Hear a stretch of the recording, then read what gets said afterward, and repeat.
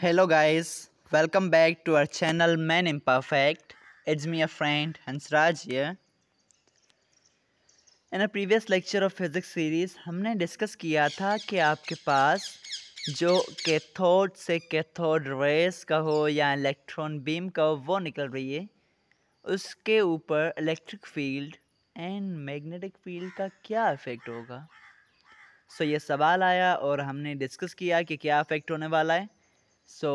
अगर आपको वो वीडियो देखनी है, डिस्क्रिप्शन में आपको प्लेलिस्ट की लिंक मिल जाएगी जहाँ से you can access all the videos जो कि अभी तक अपलोड हो चुकी हैं। ओके,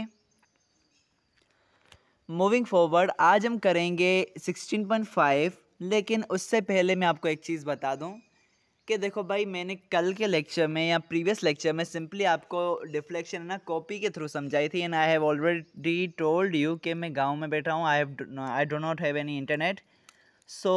आप ऐसा भी कर सकते हैं और अच्छे से समझने के लिए एक दो एनिमेशंस देख लें। ओके, एनिमेशंस जो हैं वो आपका कॉन्सेप्ट और अच्छे से क्लियर कर लेंगी।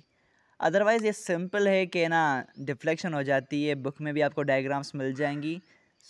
बेटर है कि आप एनिमेशन देख के और अच्छे से भी समझ जाएं। फाइन। 16.5 की तरफ चलते हैं। दैट सेज कि कैथोड रे ऑसिलोस्कोप CRO कहता है कि 16.5.1 में describe the basic principle of CRO। क्या बेसिक प्रिंसिपल मतलब बेसिक वर्किंग क्या है, कैसे काम करता है। ओके, एंड कहता है कि make a list of its uses, इसके यूजेस जो हैं उनकी एक लिस्ट बना के दो हमें। Let us open our book. मेरे पास PDF में बुक है, you can open your books on your side या मैं मेरी स्क्रीन पे भी देख सकते हो एज यू विश, जहाँ पे हम जा रहे हैं समझने all the concepts related to this topic. Fine, previous video में हमने ये डिफ्लेक्शन का देखा था, that you can see. Fine, आज जा रहे हैं हम कैथोड रे ऑसिलोस्कोप को स्टडी करने। अब देखो, ये आपके पास पूरा का पूरा क्या है, कैथोड रे ऑसिलोस्कोप है। इसके बेसिकली 3 पार्ट्स होते हैं। ओके, 3 कंपोनेंट्स होते हैं दैट यू कैन रीड ये कि क्या होता है। एक इलेक्ट्रॉन गन होती है जिसके अंदर एक कंट्रोल ग्रिड लगी हुई होती है, दूसरा डिफ्लेक्टिंग प्लेट्स होता है and third is fluorescent screen. और फ्लोरोसेंट स्क्रीन की अगर मैं पहले से ही बात कर दूं तो एक ऐसी स्क्रीन होती है जिसके ऊपर इलेक्ट्रॉन्स जब है ना हिट करेंगे तब वो ना ग्लो करेगी। ओके, जैसे इलेक्ट्रॉन उस पॉइंट पे स्क्रीन के ऊपर किसी भी पॉइंट पे हिट होंगे, टच होंगे तो स्क्रीन वुड ग्लो। फाइन, अब ये CRO का काम क्या है, मतलब है ना बेसिकली इससे होता क्या है। सिंपली देखो, यहाँ से इलेक्ट्रॉन्स निकलेंगे फ्रॉम इलेक्ट्रॉन गन, पास होंगे डिफ्लेक्टिंग प्लेट से और यहाँ पे आके ये जो फ्लोरोसेंट स्क्रीन है इसके ऊपर हिट करेंगे, जिसकी वजह से फ्लोरोसेंट स्क्रीन ग्लो करेगी। सही है। सेटअप हम कुछ इस तरह से बनाते हैं कि हमारी मर्ज़ी के हिसाब से हम जिस पॉइंट पे चाहें स्क्रीन के वहाँ पे इलेक्ट्रॉन्स को हिट करवा सकते हैं with the help of setup, जो कि हम करने वाले हैं, पूरा समझेंगे आज के लेक्चर में। हमें ना चाहें डायग्राम्स बना सकते हैं, ग्राफ्स बना सकते हैं और यूजेस जो हैं वो लिस्ट बनाएंगे, वहाँ पे पता चल जाएगा कि कैथोड रे ऑसिलोस्कोप के यूजेस क्या हैं। स्टार्ट करने से मैं आपको पहले ये भी बता दूं कि जो पहले टीवीज़ होते थे, आज के तो पतले LCD टीवीज़ हैं, पहले वाले टीवीज़ जिनकी बैक बहुत बड़ी होती थी, या मॉनिटर्स आपके पहले वाले कंप्यूटर के होते थे, वो देखो उनमें बैक बड़ी होती, उनकी बैक है ना पूरी लंबी होती थी। और वो इसलिए होता था कि ना उनकी जो स्क्रीन पे जो हो रहा था काम वगैरह, वो भी है ना कुछ ऐसी फिनोमिना की वजह से था। लेकिन वहाँ पे इलेक्ट्रॉन क्या CRO नहीं लगा हुआ, लेकिन सेम थोड़ा है ना क्या कह सकते हैं सेटअप होता है वहाँ पे। वैसे ही इलेक्ट्रॉन बीम होती है, इलेक्ट्रॉन बीम से ना ग्लो करती है स्क्रीन, लेकिन वहाँ पे कलर्स आ रहे होते हैं, that is due to some other things जो कि आपको कंप्यूटर में स्टडी किया होगा 9th के स्टूडेंट्स जो कंप्यूटर में थे। लेकिन मैं ज़रा कनेक्शन बना रहा था, दैट इज़ ऑल। स्टार्ट करते हैं। ओके, पहले पार्ट्स को स्टडी करेंगे। What are parts? Number 1 is electron gun. So congratulations, मैंने प्रीवियस वीडियो जब इलेक्ट्रॉन गन को हमने स्टडी किया था second video of this chapter में, तो मैंने आपको कहा था अच्छे से समझ जाओ, वापस नहीं समझाने वाला। और जिन बच्चों ने अगर वो वीडियो नहीं देखी तो सिंपल कहता हूँ भाई देखो, यहाँ पे मैं समझाऊँ 10 मिनट लगेंगे या 4 मिनट लगेंगे, 15 मिनट लगेंगे, वहाँ पे अब वापस वो वीडियो देख लो। सो यहाँ पे 20 मिनट की वीडियो देखने से अच्छा है 10 मिनट की वो देख लो, 10 मिनट की ये देख लो, कोई फ़र्क नहीं होने वाला। और जो देख चुके हैं उनको मुबारक है कि भाई आप समझ चुके हैं इलेक्ट्रॉन गन क्या है, उसका काम क्या है। Moving forward, deflecting plates. So deflecting plates आपके पास क्या होती हैं, लेट अस डिस्कस दैट। देखो हमने प्रीवियस वीडियो में डिस्कस किया कि आपके पास जब एक इलेक्ट्रॉन बीम पास होती है फ्रॉम एनी इलेक्ट्रिक और मैग्नेटिक फील्ड, तो उसकी बीम जो है वो क्या हो जाती है, डिफ्लेक्ट हो जाती है इन सच अ वे के नेगेटिव इलेक्ट्रॉन्स हैं वो रिपेल करेंगे नेगेटिव साइड को, ओके, एंड पॉजिटिव की साइड अट्रैक्ट हो जाएंगे। फाइन। अब होता क्या है, लेटेस्ट स्टडी, ये छोटा सा पैराग्राफ है जिसे मैं समझाना चाहूँगा। I know you can read it all by yourself, फिर भी मैं ट्राई करता हूँ अपने कॉन्सेप्ट्स एंड अपने एक्सपीरियंस के साथ समझाने की। देखो कहता है कि after leaving the electron gun, जब इलेक्ट्रॉन गन में से इलेक्ट्रॉन्स पास कर जाते हैं, देन क्या होता है, देन आपके पास आ जाती हैं डिफ्लेक्टिंग प्लेट्स। डिफ्लेक्टिंग प्लेट्स का काम क्या होता है, ये होता है कि वो कंट्रोल करती हैं कि स्क्रीन के कौन से पार्ट पे जाके ये इलेक्ट्रॉन हिट करे। एंड हमें यही तो करना है इलेक्ट्रॉनिक्स में कि हम मोशन को कंट्रोल कर रहे हैं इलेक्ट्रॉन्स के। This is electronics. सो कहता है कि the electron beam passes between a pair of horizontal plates.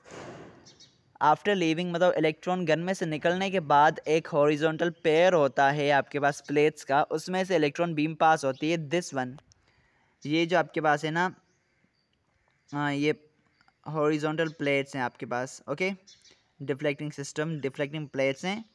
So let us read आगे। तो कहता है a potential difference applied between these plates deflect the beam in a vertical plane, okay. अब जो horizontal plates लगी हुई हैं वो डिफ्लेक्ट करती हैं इलेक्ट्रॉन्स को in a vertical plane. You can see here deflecting horizontal plates ये हैं, ओके, और सॉरी हॉरिजॉन्टल प्लेट्स ये हैं पहले जो आती हैं, ओके, ये कंट्रोल करेंगी वर्टिकल डिफ्लेक्शन को, ओके, कि इलेक्ट्रॉन बीम ऊपर जाएगी या नीचे जाएगी, ऊपर जाएगी या नीचे जाएगी। फाइन।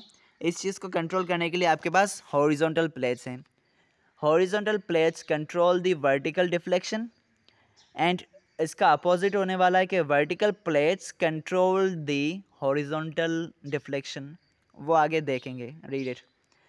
सो क्या कहता है कि this pair of plates provide the Y axis और vertical movement of the spot on the screen.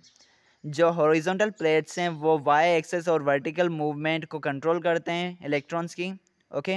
और आगे कहता है कि a pair of vertical plates provide the X axis और horizontal movement of the spot on the screen. और horizontal movement या horizontal deflection को कंट्रोल करने के लिए आपके पास वर्टिकल प्लेट्स हैं। सिंपल ये है कि कंट्रोल कर रहे हैं कि स्क्रीन के कौन से पॉइंट पे जाके इलेक्ट्रॉन हिट हो। इस चीज़ को कंट्रोल करने के लिए आपके पास क्या है, this electron deflecting, these deflecting plates. एक हॉरिजॉन्टल पेयर होता है जो क्या करता है, वर्टिकल एक्सिस पे जो डिफ्लेक्शन हो रही है या वाई एक्सिस पे जो डिफ्लेक्शन हो रही है या जो वर्टिकल ऊपर नीचे वाली डिफ्लेक्शन हो रही है उसे कंट्रोल कर रहा है। और दूसरी वर्टिकल प्लेट्स हैं वो कंट्रोल करती हैं हॉरिजॉन्टल या एक्स एक्सिस वाली डिफ्लेक्शन। सो सबसे पहले आती हैं आपके पास हॉरिजॉन्टल प्लेट्स जो कि कंट्रोल करती हैं वर्टिकल डिफ्लेक्शन एंड देन आती हैं वर्टिकल प्लेट्स जो कि कंट्रोल करती हैं हॉरिजॉन्टल डिफ्लेक्शन को। These are the deflecting plates. Then last में यू कैन सी आपके पास होता है फ्लोरेसेंट स्क्रीन। इससे अगर हम रीड करना चाहें तो आई गेस यहाँ पे कोई ख़ास चीज़ नहीं होने वाली। यही लिखा हुआ है कि देखो कि जैसे ही डिफ्लेक्टिंग प्लेट्स में से इलेक्ट्रॉन्स पास होंगे तो वो कहाँ जाएंगे, स्क्रीन के ऊपर, और स्क्रीन के जिस पॉइंट पे आपके पास इलेक्ट्रॉन हिट होगा या टच करेगा वो पॉइंट ग्लो करेगा, okay. This is the working of fluorescent screen. अब देखो हमने इलेक्ट्रॉन गन को जब डिस्कस किया था तब मैंने कहा था कि मैंने ना ग्रिड का कॉन्सेप्ट अच्छे से नहीं दिया, आगे दूंगा। ग्रिड को हमने बस ये देखा था कि ग्रिड रिपेल करती है इलेक्ट्रॉन्स को because it is negatively charged, okay. और ये है ना रिपेल करती है इलेक्ट्रॉन्स को, और जितना ज़्यादा नेगेटिव चार्ज होगा इसके ऊपर उतना ही ज़्यादा रिपेल करेगी ये इलेक्ट्रॉन्स को, और उतने ही कम इलेक्ट्रॉन्स जाएंगे एनोड की साइड। फाइन।